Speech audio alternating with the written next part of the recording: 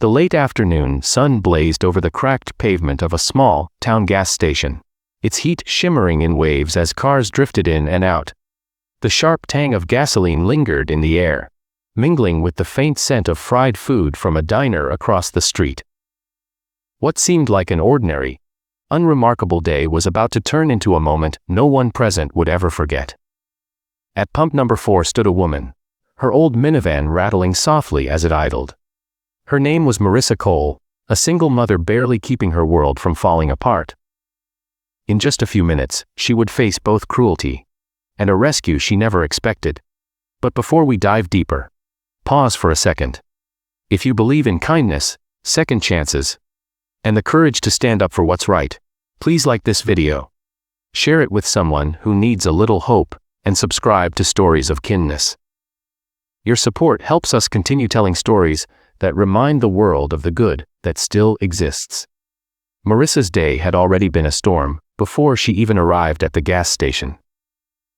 Her shift at the diner dragged on late, her pay was short again, and the long list of school supplies her little boy needed felt like an impossible mountain. Her van, patched together with duct tape and prayer, was running on fumes. She gathered her last few crumpled dollars to buy just enough gas to make it to her next paycheck. Though life had etched deep weariness into her young face, her eyes still carried a fierce, quiet fire, the kind only mothers fighting for their children possess. As she searched for coins in her weathered wallet, 3 men swaggered out of the convenience store. They weren't from town. Loud, tattooed, with smirks carved into their faces. One tossed an empty soda can onto the ground. Another noticed Marissa. That's when their cruelty began. They drew closer, their mocking voices rising. They jeered at her old van, sneered at her clothes, and taunted her for being alone. One even reached for her purse, dangling from her shoulder, laughing as though she was nothing more than their entertainment. Marissa's hands shook as she gripped the gas nozzle tighter, fear wrapping around her chest. She glanced around. No one nearby, no one close enough to help. The thought of her little boy waiting at home pushed her to stand firm, even as she felt on the verge of breaking. Their laughter rang out across the lot, until a sound cut through it. A deep, steady rumble in the distance, growing louder with each second. At first, the men ignored it, but Marissa turned her head and froze. Her eyes widened.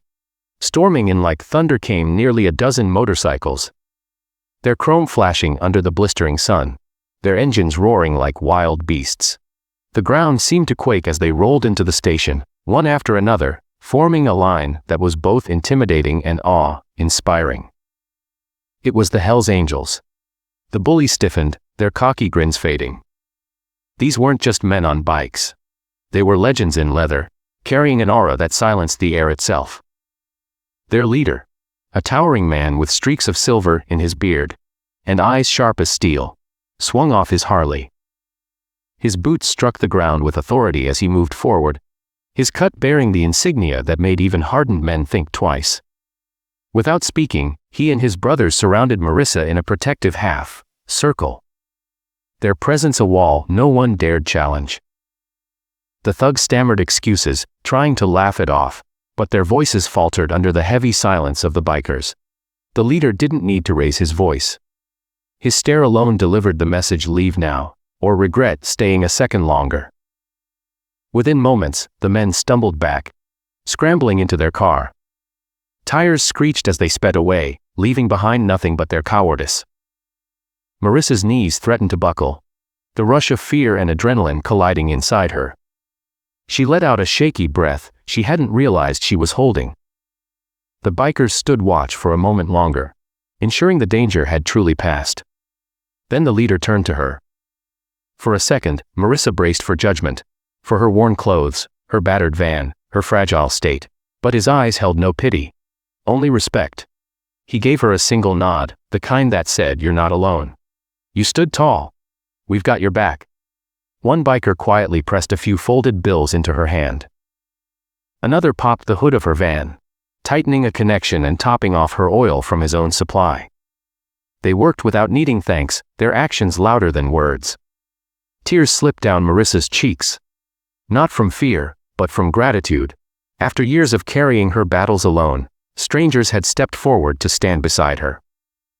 For the first time in forever, she felt seen, shielded, and supported. The engines thundered again as the bikers prepared to leave. Before mounting his Harley, the leader looked at her once more. His words were simple, but they carried the weight of a vow. Keep going. You're stronger than you know. With a final roar, the motorcycles disappeared down the highway, fading into the horizon like a storm pulling away. Marissa stood at the pump, clutching the nozzle and the folded bills, her heart racing with gratitude. The road ahead would still be tough. The bills, the struggles, the long nights. But something had changed deep inside her.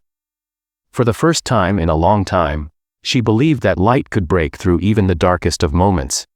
If this story touched your heart, please like, share, and subscribe to Stories of Kindness. Together, we can remind the world that courage, compassion, and kindness still matter. Before we end, I'd love to hear from you. Drop a comment below. Do you believe that moments like this, where strangers protect the vulnerable, still happen in today's world? Your stories could inspire someone else.